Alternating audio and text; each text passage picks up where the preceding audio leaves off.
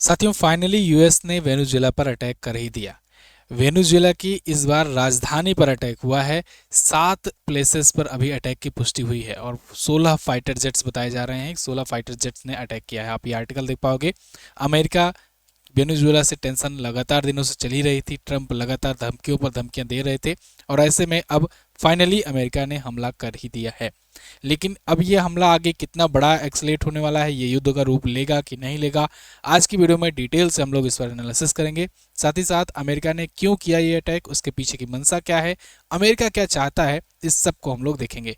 लेकिन देखिए अभी क्या हुआ था रिसेंट में। देखो होता क्या है, एक लॉन्ग टर्म का रीजन होता है, बहुत पुराना कारण होता है, और एक तात्कालिक कारण होता है। किसी भी युद्ध का तात्कालिक कारण ही युद्ध भड़काने का काम करता है। अभी तात्कालिक कारण ये हुआ था कि 5 अमेरिकी कल पकड़े गए और उसके बदले में आज कराकस में, जो कि राजधानी है, वहां पर 7 बड़े धमाके हुए और वो भी फाइटर प्लेन से। आज की वीडियो में हम लोग इन डेप्थ एनालिसिस करेंगे कि ये वेनेजुएला और अमेरिका के बीच का जो टेंशन है, जो लगातार दिनों से चला आ रहा है, वो है क्या, वजह क्या है और क्या क्या रीजन है, क्या चाहते हैं ट्रम्प, वेनेजुएला क्या चाहता है। लेकिन आगे बढ़ूं इससे पहले आप सबके लिए एक जरूरी सूचना, न्यू ईयर सेल चल रहा है। इसमें 70% का आप डिस्काउंट प्राप्त कर सकते हो by using code new year NEWYEAR, capital letter without any space.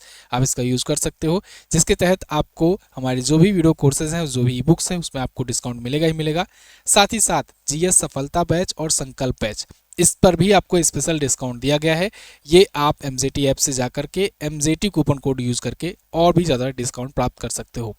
आपको MZT ऐप पर जाना है, गूगल प्ले स्टोर डाउनलोड करना है, वहाँ से वीडियो कोर्स सेक्शन में जाकर ये लेना है बैच। इसके अलावा भी हमारी जो भी ई बुक्स हैं, जो भी वीडियो कोर्सेज हैं, उनको आप ले सकते हो बहुत ही नाम मात्र की फीस पर। तो चलिए हम लोग टॉपिक पर वापस आते हैं। ब्रह्मास्त्र ई बुक ये वार्षिकांक है, इसमें आपको पूरे साल भर का कंटेंट मिलेगा चैप्टर वाइज।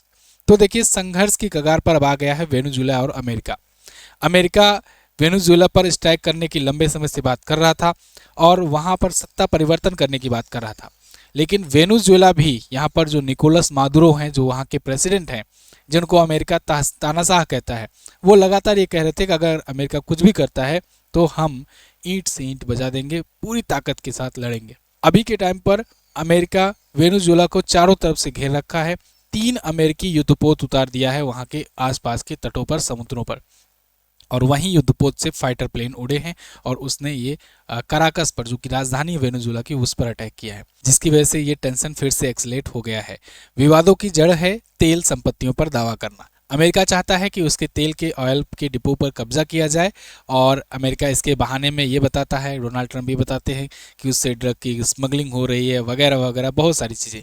लेकिन जबकि सच्चाई ये है कि वेनेजुएला के पास बहुत सारे ऑयल रिजर्व्स हैं। अगर आप मैप में देखोगे तो जैसे ये रहा अमेरिका, ठीक है, नॉर्थ अमेरिका कॉन्टिनेंट में, साउथ अमेरिका कॉन्टिनेंट में ये एक छोटा सा देश है वेनेजुएला, है ना। तो वेनेजुएला की ही राजधानी है कराकस, जो कि ऐसे ही तट के पास में ही, मतलब समुद्री बॉर्डर ये भी लगाता है, समुद्री सीमा लगाता है। तो यहीं कराकस पर अटैक हुआ है। वेनेजुएला ना दुनिया में सबसे ज़्यादा ऑयल रिजर्व अपने पास रखता है, सबसे ज़्यादा। और लेकिन ये ऑयल रिजर्व जो है उतना ये एक्सप्लोर नहीं कर पाया है, मतलब इसको निकाल नहीं पाया है। इस वजह से बहुत सारी अमेरिकी कंपनियां लगी हुई हैं इसके पीछे कि आए वो इनको एक्सेस मिल जाए और यहाँ से तेल को एक्सप्लोर करें, फिर वो तेल को बेचें। आप समझिए कि दुनिया भर में जितना भी ऑयल का एक्सप्लोरेशन होता है उसमें वेनेजुएला अभी बहुत पीछे है। इसने अभी अपनी पूरी ऊर्जा का इस्तेमाल ही नहीं किया है, अपनी पूरी जो रिजर्व्स हैं उसका इस्तेमाल नहीं किया है। और ट्रंप यही चाहते हैं कि इन ऑयल डिपो पर कब्जा हो जाए, अमेरिकी कंपनियों को एक्सेस मिल जाए और फिर ये खूब तेल वहां से निकाले। तो इसके लिए लगातार इस पर प्रेशर बना रहे थे। निकोलस मादुरो इसको मना कर रहे थे, इसलिए वो निकोलस मादुरो की सरकार को वहां से हटाना चाहते हैं, रिजीम परिवर्तन करना चाहते हैं। अब इसको लेकर के वो अनाप शनाप के कई सारे आरोप लगाते हैं कि मतलब कि वो तो वेनेजुएला से ड्रग्स की स्मगलिंग होती है, वो ड्रग्स आते हैं अमेरिका में, अमेरिकी नागरिकों को बर्बाद करते हैं वगैरह वगैरह कह के। इसके लिए इन्होंने 3 एजिस गाइडेड मिसाइल डिस्ट्रॉयर वहाँ पर डिप्लॉय कर दिए हैं। 8 P-8I गश्ती विमान, आपने देखा ये P-8I गश्ती विमान भारत ने भी खरीदे हैं अमेरिका से ही। इसके अलावा बहुत सारे सैनिक वहाँ उतार दिए हैं, बहुत सारे हमलावर पनडुब्बियाँ हैं, मतलब प्रेशर बनाने का काम लगातार वो कर ही रहे थे। लेकिन अभी रिसेंट में क्या हुआ कि 5 अमेरिकी नागरिकों को गिरफ्तार किया गया। ये बताया गया कि ये वहाँ पर इलीगल एक्टिविटी कर रहे थे, वेनेजुएला के खिलाफ एक्टिविटी कर रहे थे, मतलब आप समझ लो ठेठ भाषा में कि एजेंट वगैरह थे, जासूसी का काम कर रहे थे। इस आरोप में उन्हें गिरफ्तार किया गया। अमेरिका की तरफ से बयान आया कि नहीं, ये निर्दोष थे, इनको फालतू में गिरफ्तार किया गया है। और ये बात कल आई ही, लेकिन आज आते आते पता चला कि 7 जगहों पर राजधानी में धमाके हुए, और ये धमाके 16 फाइटर जेट के द्वारा किए गए। मतलब फाइटर जेट्स बाकायदे आकर के राजधानी में घुस करके अटैक्स करते हैं। अब ये कहाँ कहाँ पर, देखिए ये तस्वीरें आई हैं, इसकी वीडियो फुटेजेस भी आई हुई हैं। अब ये कहाँ कहाँ पर किया गया है, कितने लोग की डेथ हुई है, ये तो आंकड़ा बाद में निकल करके आएगा। क्या पता किसी बड़े अधिकारी या किसी बड़े पॉलिटिकल लीडर पर अटैक किया गया हो, लेकिन ये जो भी अटैक किया गया है, मैसिव एक्सप्लोजन हुआ है कराकस में, राजधानी में। अब जानते हो राजधानी में ही सभी डिप्लोमेट या बड़े बड़े लीडर्स वगैरह रहते हैं, किसी भी देश की राजधानी हो तो राजधानी में अटैक मतलब बहुत बड़ा अटैक माना जाता है। तो अब इसमें किसकी डेथ हुई है, क्या हुआ है, ये तो बाद में निकल करके आएगा। उसको भी हम लोग आगे जो भी अपडेट आएगा मैं आपको अपडेट दूंगा। पहले थोड़ा सा विवाद की जड़ को समझ लेते हैं। एक्चुअल में विवाद शुरू कहाँ से हुआ? क्या शुरुआत से ही वेनेजुएला हमेशा से अमेरिका के खिलाफ रहा था? नहीं, ये विवाद शुरू हुआ 1976 से, जब 1976 में तेल को नेशनलाइज कर दिया गया था। मतलब जो भी वहाँ से ऑयल निकलता उस पर गवर्नमेंट का हाथ होता। वहाँ के उस टाइम पर तत्कालीन राष्ट्रपति थे कार्लोस आंद्रेस पेरेज। इन्होंने वेनेजुएला के पूरे तेल इंडस्ट्री को नेशनलाइज कर दिया। जैसे आप देखते हो इंडिया में बैंकों का राष्ट्रीयकरण किया गया या अन्य चीज़ों का राष्ट्रीयकरण होता है कि मतलब उसमें सरकार का कंट्रोल रहेगा। वो कंपनी भले ही है लेकिन वो कंपनी अब सरकार के अधीन काम करेगी। तो अब इससे क्या हुआ, जो विदेशी तेल कंपनियां थी मेन रूप से अमेरिका की, इन सभी पर क्या ऑपरेशन करेंगी, कितना एक्सप्लोर करेंगी, कितना क्या करेंगी, इन पर लिमिटेशन लग गया और ये सब नियंत्रण में आ गई। अब इन नियंत्रण में आने से बहुत सारी कंपनियां जो है उस हिसाब से ग्रोथ नहीं कर पाई जितना उनको चाहिए था। हालांकि राष्ट्रीयकरण तो उनके हिसाब से तो कानूनी था, भाई वेनेजुएला का हक है, पूरा उनके देश से निकाल रहे हो तेल तो उनका पूरा हक है और उनके अनुसार सब कुछ चलेगा। लेकिन अब अमेरिकी कंपनियों को ये सब रास नहीं आया। जैसे एक्सॉन कंपनी हो गई, गल्फ हो गया, मोबिल हो गया, इन सब कंपनियों की ये चीज रास नहीं आई और तब से ये विवाद शुरू हो गया। अब आप समझिए कि वेनेजुएला में पूरी दुनिया का लगभग 20% ऑयल रिजर्व अकेले है। उसके बाद 17% सऊदी अरेबिया के पास है, फिर ईरान के पास, यूएस के पास केवल 3% है पूरी दुनिया के ऑयल रिजर्व का। तो ऐसी स्थिति में यूएस का पूरा नजर है कि वो वेनेजुएला पर अटैक करके उनके ऑयल रिजर्व को अपने हवाले कर ले या फिर वहां रिजीम चेंज करवा करके कोई पपेट का गवर्नमेंट स्थापित कर दे। इसीलिए वो मादुरो को ही अस्वीकार करते हैं, इनको तानाशाह बताते हैं। इसके अलावा बहुत सारे इन्होंने सैंक्शंस भी लगा रखे हैं, बहुत सारे आर्थिक प्रतिबंध लगा रखे हैं कि वेनेजुएला किसी को तेल बेच भी ना पाए। अब वेनेजुएला में मानवाधिकार का उल्लंघन का आरोप लगाते हैं। आपने देखा अभी जो मारिना थी जिन्हें नोबेल मिला हुआ है, तो मारिया कोरिना मचाडो उनका नाम है, तो वो इसीलिए नोबेल पाई हुई हैं। अब ये कहा जा रहा है कि भाई डीप स्टेट ने उनको इसलिए नोबेल दिलवाया जिससे वो दुनिया के सामने आ सकें और दुनिया में उनकी बात चर्चा उठे। मतलब आप समझो कि मारिना कोरिना मचाडो जो है ये अपोजिशन में है वेनेजुएला की और ये वहाँ पर मानव अधिकार को लेकर के आवाज़ उठाती हैं, लोकतंत्र को लेकर के आवाज़ उठाती हैं कि वहाँ लोकतंत्र नहीं है। उनको नोबेल दे दिया गया था इस बार।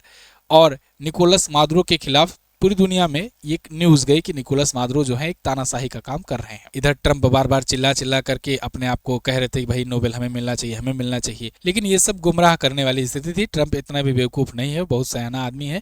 खैर, वेनेजुएला का पक्ष और परिणाम ये आया कि अमेरिकी हस्तक्षेप का आरोप ये लगातार लगाता रहा है कि अमेरिका क्यों हस्तक्षेप कर रहा है, हमारी अर्थव्यवस्था ध्वस्त करने के कगार पर लगा है, इस वजह से हमारे यहाँ पलायन भी बहुत हो रहे हैं। और वहीं रूस, चाइना और ईरान ये सब इसलिए वेनेजुएला के सपोर्ट में आ गए क्योंकि अमेरिका इनके खिलाफ है और दुश्मन का दुश्मन दुश्मन का दोस्त होता है, ये तो पुराना नियम है ही।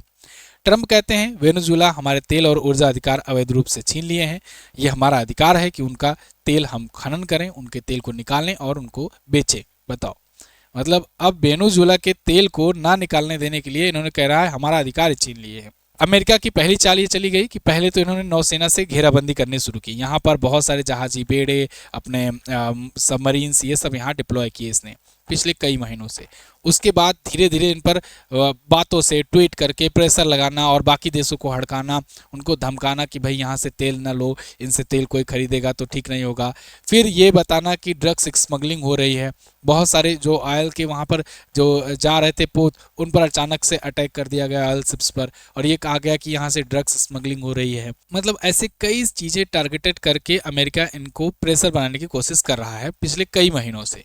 और यहाँ पर निकोलस मादुरो ने कहा भी कि अमेरिका पागल हो गया है, वो हमारे अमन चैन को नुकसान पहुंचाना चाहता है, हमें लगातार धमकियां दे रहा है, लेकिन हम अपने हितों की रक्षा हर कीमत पर करेंगे।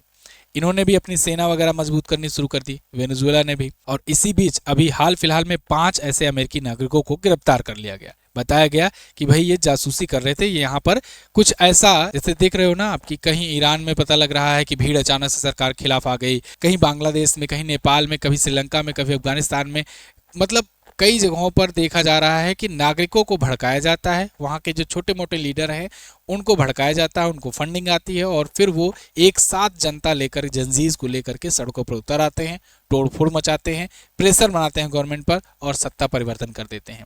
ये एक एकदम ट्रेंड सा चल गया और ये अब सबको धीरे धीरे ये पता लगने लगा है कि भाई इसके पीछे पूरा का पूरा अमेरिका का हाथ है। और बहुत जगहों पर सक्सेस भी हो जाते हैं, कुछ जगहों पर सक्सेस नहीं होते हैं। टकराव की आशंका बढ़ रही है। वहाँ के एक जो वरिष्ठ पत्रकार हैं, एंकर भी हैं अमेरिका के, इन्होंने दावा किया है कि राष्ट्रपति ट्रंप वेनेजुएला के साथ युद्ध की घोषणा कर सकते हैं और अमेरिका और वेनेजुएला के बीच सैन्य टकराव भी जल्द ही हो सकता है। राष्ट्रपति इसे भाषण में सार्वजनिक भी कर सकते हैं। इसके अलावा कई और बड़े न्यूज एजेंसियों ने भी दावा किया, जैसे रॉयटर वगैरह हो गए। इन्होंने कहा कि आने वाले दिनों में वेनेजुएला के खिलाफ ऑपरेशन शुरू हो सकता है, बड़ी सैन्य कार्रवाई हो सकती है। और देखो अभी ये बहुत बड़ी बात नहीं है, जो ये अभी 7 जगहों पर अटैक्स हुए हैं ना, 7 बड़े धमाके हुए हैं, अमेरिकी फाइटर जेट्स आकर के धमाके किए हैं, मोस्ट प्रोबेबली इसमें किसी बड़े लीडर की जान जाने की संभावना भी हो सकती है। अगर ऐसा हुआ तो फिर सत्ता परिवर्तन भी हो सकता है ये युद्ध और बड़ा रूप ले ले, अगर रूप ना ले हो सकता है सत्ता ही परिवर्तन हो जाए। दोनों में कोई सी भी स्थिति आ सकती है।